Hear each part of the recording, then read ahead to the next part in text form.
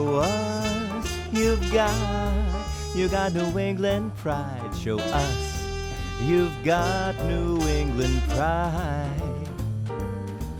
Stand up, shout out, show us you got New England pride. Show us you've got New England pride.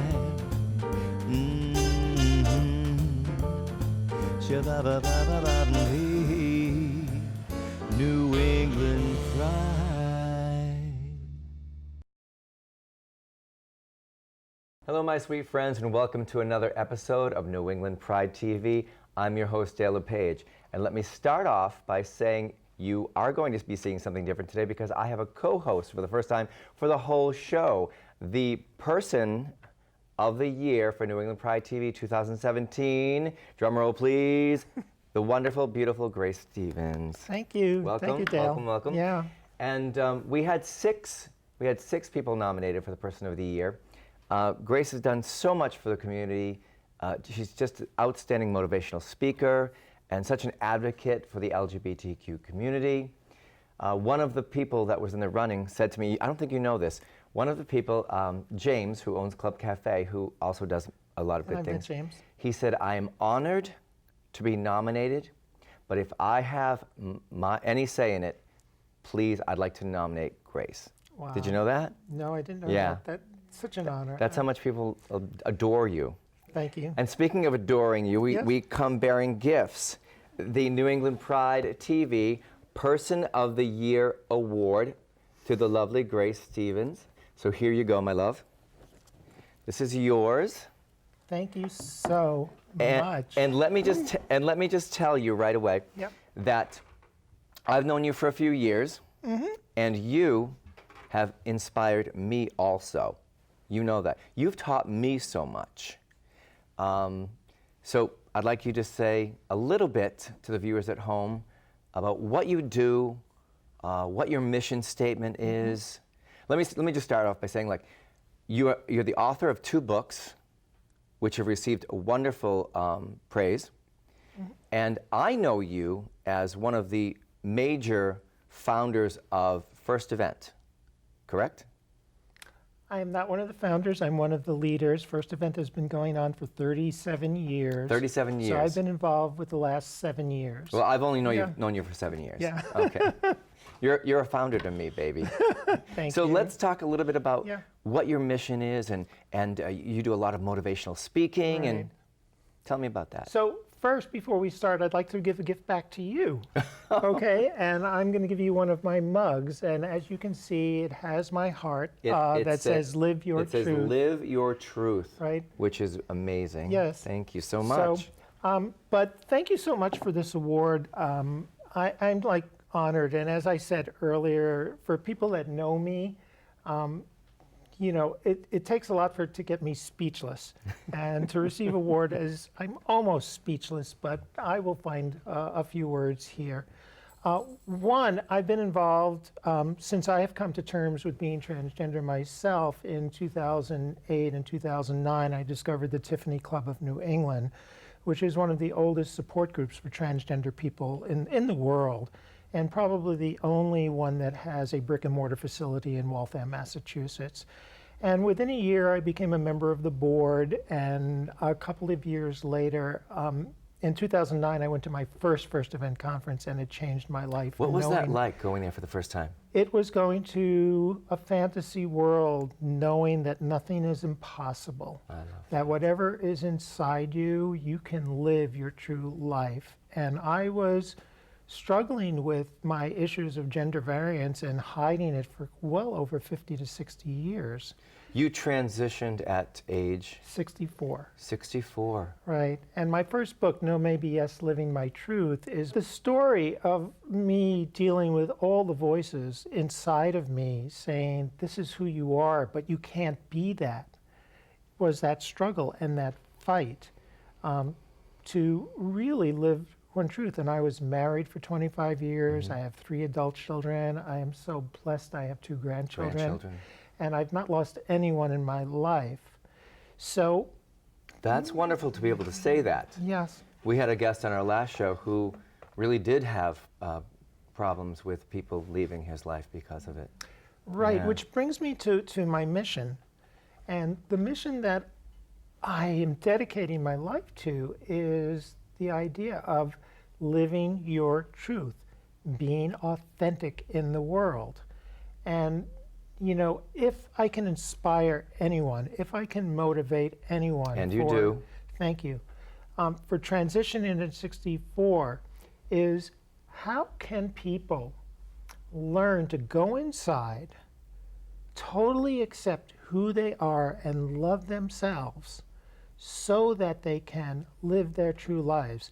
And this has nothing to do with gender identity or sexual orientation. It's true for everyone in the world. Right.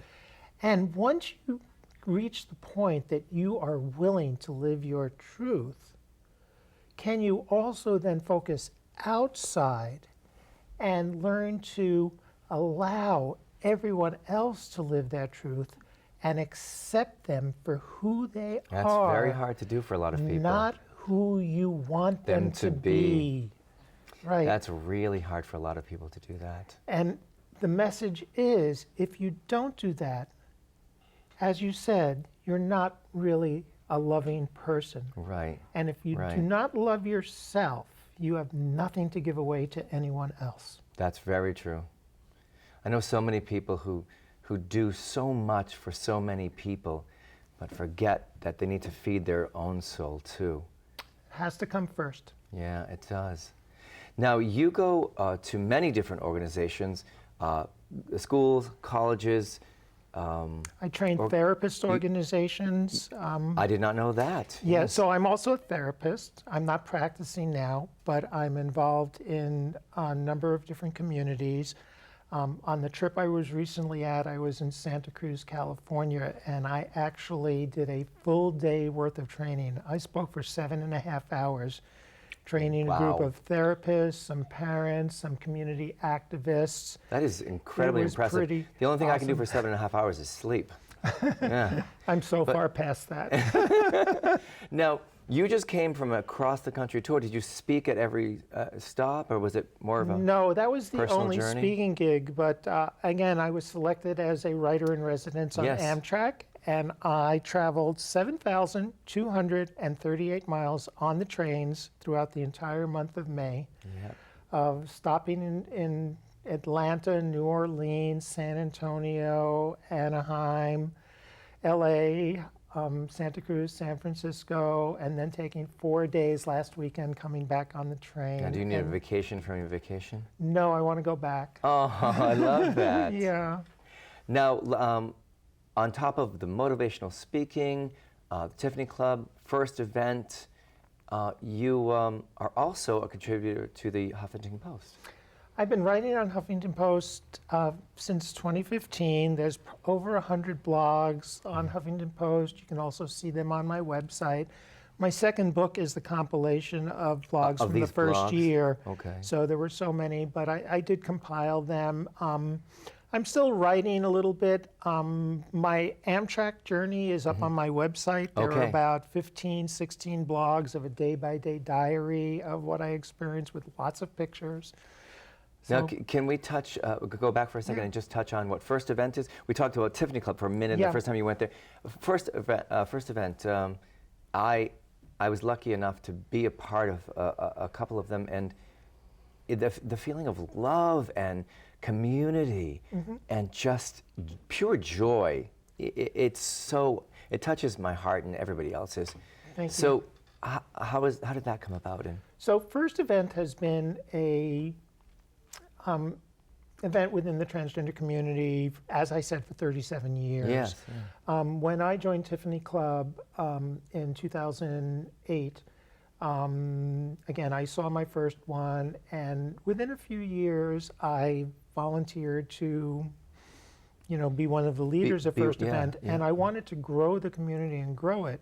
And you have, it's incredible. And over the years, this past January, we have moved to the Best Western in Marlborough. Yeah. And we've had over 800 attendees come to this from a Wednesday through a Sunday. We From have all over the country? from all over the world. From all over the world, people come. But we have created a therapist training program to learn more how to work with people who are gender variant. Yeah. We have created this awesome youth and family program. So what is the most amazing thing is seeing parents and seeing young transgender children as young as 6 come running around. Together at this Coming event. together. One of the nicest things that I heard was one of the mothers of a trans daughter said she was so excited to see trans adults because communities don't often intersect. And what my dream is and goal is to have programs for male to female transgender people, female to male, non-binary people, along with cross-dressers, along with people who transition, just everybody under the umbrella, the wide umbrella of gender variance, wherever you are, whoever you are. Big umbrella of love. And it has nothing to do with one's sexuality, their orientation. It's who you are and live your truth. And the most heartwarming piece of this conference is we know we save lives. You do. People come without knowing what's possible, just like I did in 2009, and nothing's impossible. There is a risk that you will lose people, but you will also gain more of yourself and another community that you may not have had before.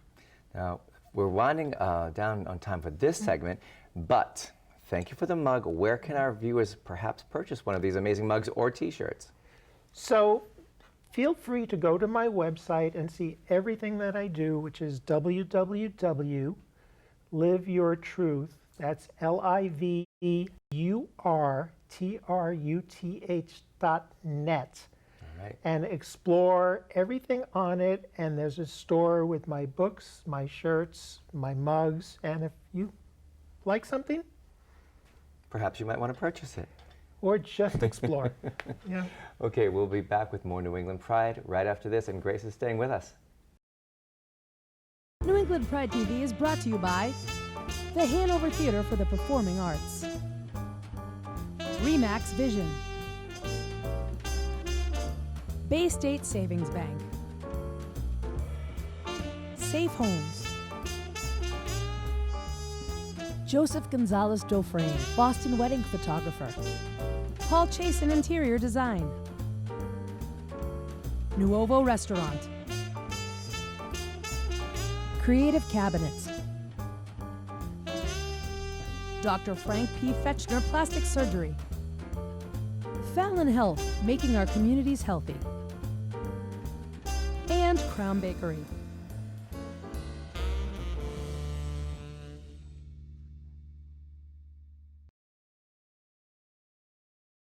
Hey kids, we are back on New England Pride TV, and it is a love face. It's a love face.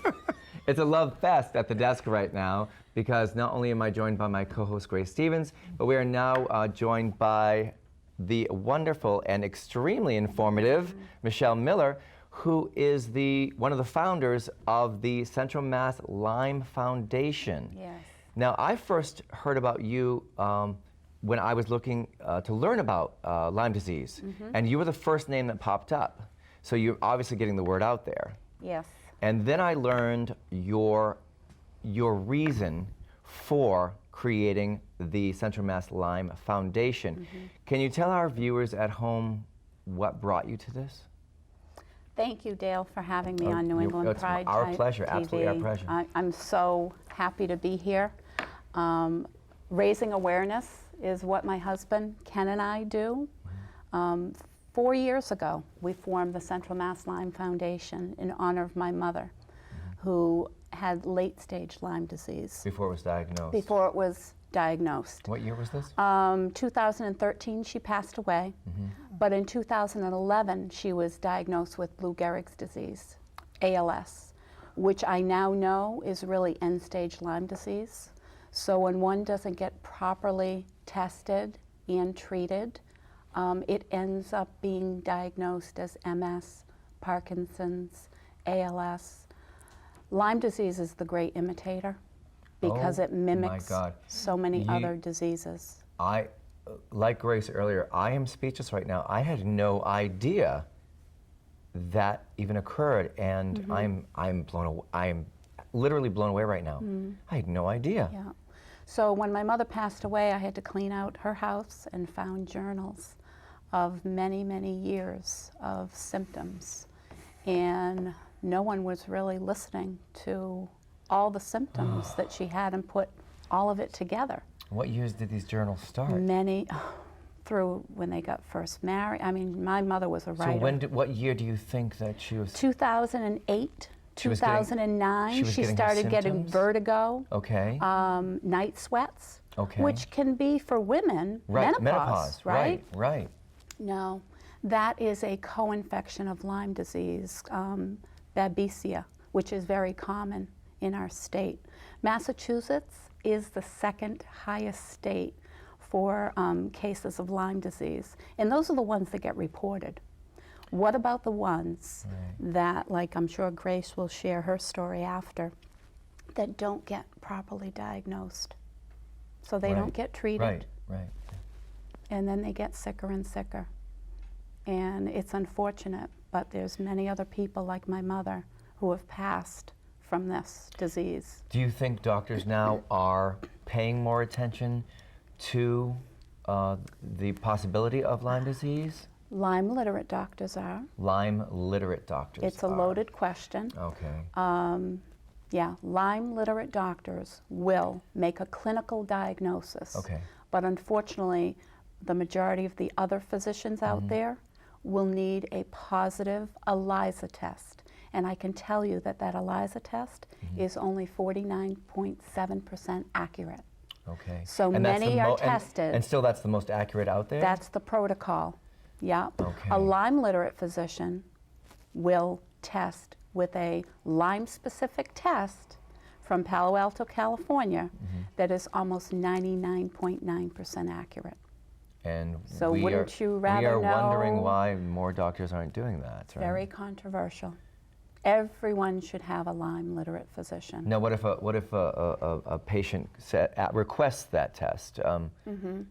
That's when they can contact our foundation. Okay. We have a toll-free Lyme line Okay. that they can reach out to me. It goes right to my cell phone, and we help them get the proper testing and connect them with a Lyme literate doctor. Now, speaking of proper testing, you have a very interesting story on this subject. I do. In 2003, I had Lyme disease, and my understanding is that it's in my system and will always be in my system. It but- remains in your system? Right. I was at a seminar, a training in Western Connecticut in 2003, and I came home. There was no bullseye indication of any mark, but I started getting flu-like symptoms. I started having high temperatures, 104, and then chills, and it went on for days and days and days. So I was going from my couch to my bed, to my couch to my bed. Did you just think you had the flu? I thought I had the flu, and after 4 or 5 days, I made an appointment with my doctor to say, help me. And I went to my doctor, and they said, well, you have the flu. And let's take a blood test, but it's going to take us a while for this blood test to work. And I said, how much is a while? And they said weeks to do that. But they would not give me anything for it.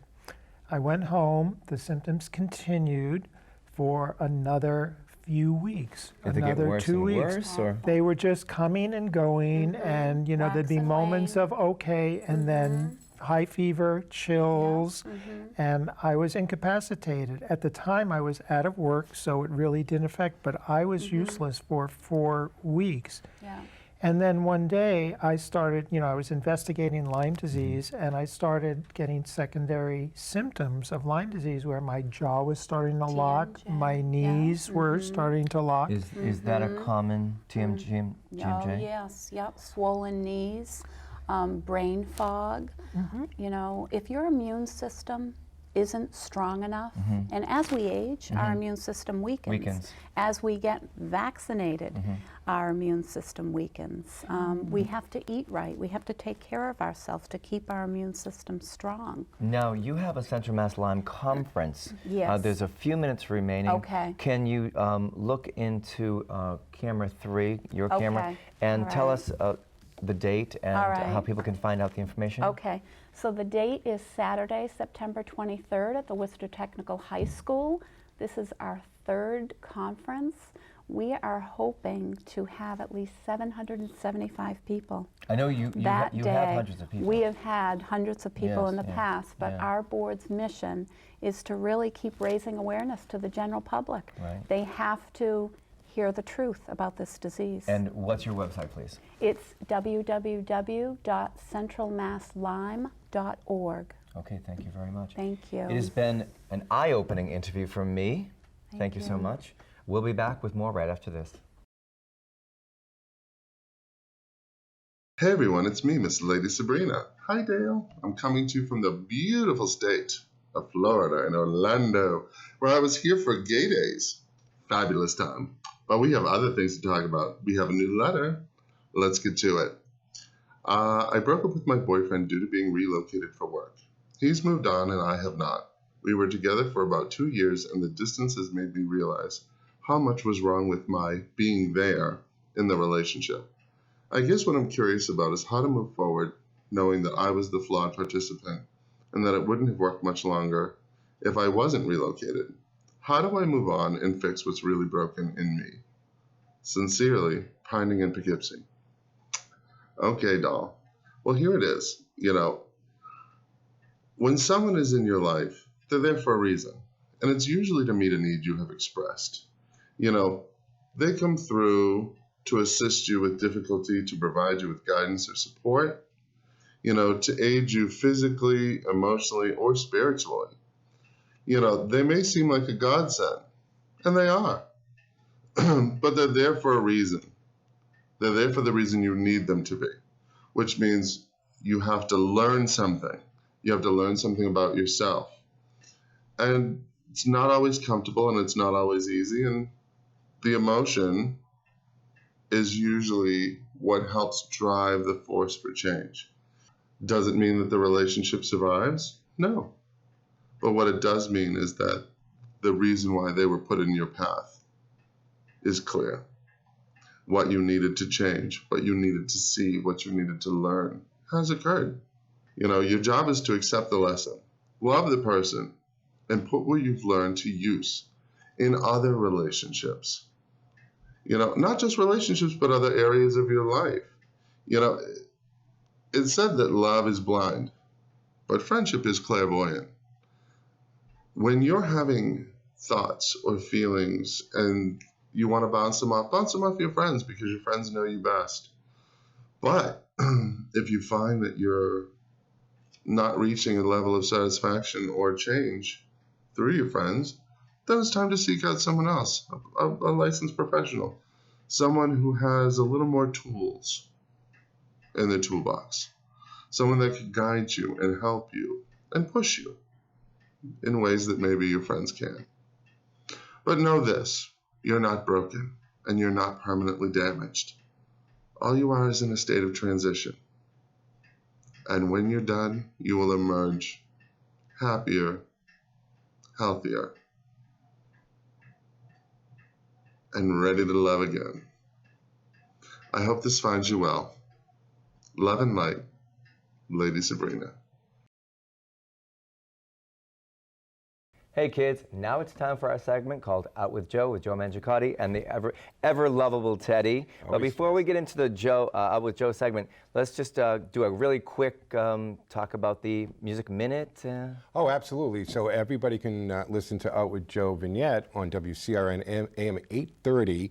As every Saturday morning at 7:30, we profile a restaurant event as well as Tina Billing. Yep. We'll do our Music Minute, and that's a must listen to. And if you go to Out with Joe Facebook page, you get an early, like Friday night, and it lists all of the local bands and music happening, and from Everything's Boston fun. to Springfield, and you can make your weekend plans. It's Fantastic. really Now, good. what do we have for today's Out with Joe segment? Well, we're going to take a look at Worcester Pride's annual drag brunch. For over 20 years, Worcester Pride has put this drag brunch on, and of course it's run in June, which is National Gay Month, and their Pride, Worcester Pride, is in September. But they do the drag brunch in June, and we just went by it, and it is fantastic because it's so important to the community that there's a venue for these ladies to practice their craft. All right. And of course, all the proceeds go to Worcester's Pride Week in September. Let's take a look. So here we go. Welcome to this edition of New England Pride TV. I'm Joe Mangiacotti for Out with Joe, and joining me is Peter Bacchiacchi, president of Worcester Pride. In this month's edition, we're going to take a look at the annual Worcester Drag Brunch. Peter, thank you for joining us here on New England Pride TV. Absolutely my pleasure, Joe. All right, well, we're here. We enjoyed an incredible show here at the annual Drag Brunch. And just how many years has it been annual? It started about 20 years ago. Then I think we lost a couple of years somewhere, and then about 4 years ago we revived it and moved the month of the year, and it's been going ever since. Now, why is this an important activity to Worcester Pride for both the community and, of course, fundraising reasons? Well, the drag community is a very important aspect of the Pride community in general, and it is a significant fundraiser for Worcester Pride as well. And has it always been, or have you finally turned a profit, as they say? We have finally turned a profit, Joe, yes. It was not always a fundraiser, yes. And who participates and who is it open to, Peter?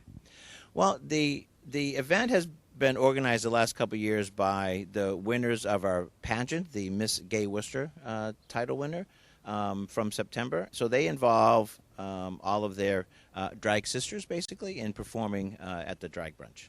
And performing at the drag brunch, by the way, we, as you can probably see, is at 55 Pearl Street, which is known as the Bull Mansion, and this is the first year you've held it here, and you moved the venue here.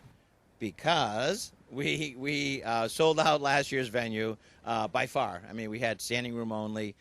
So we came here because it is a substantially larger venue, and we sold out this year as well, about 2 weeks in advance. So, all right. Well, tell us a little bit about the participants and who we're seeing today in the annual drag brunch.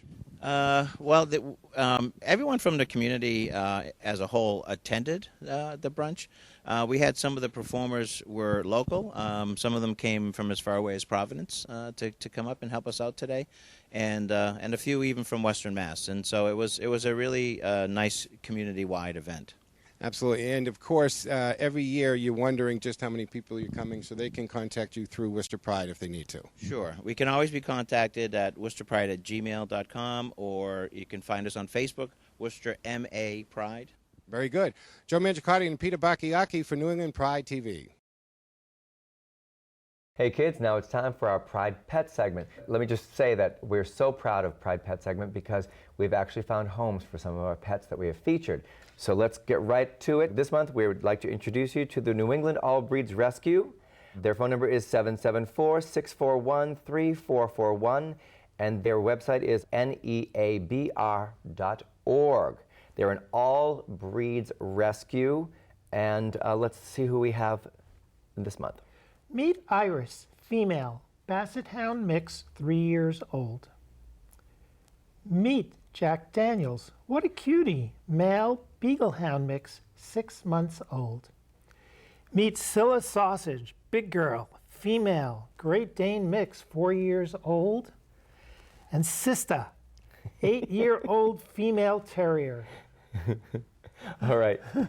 And thanks for joining us today, and thank you for joining us. Thank you. We're going to end the show as we always do. Please don't be afraid to shine your light, because you might be lighting the way for someone in need. For New England Pride TV, see you next time.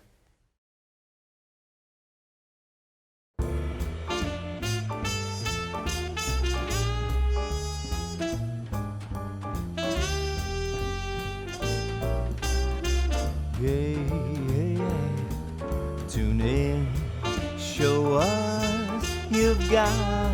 you got New England pride. Show us you've got New England pride. Stand up, shout out, show us You got New England pride, show us. You've got New England pride. Shabba-ba-ba-ba-ba-dee. New England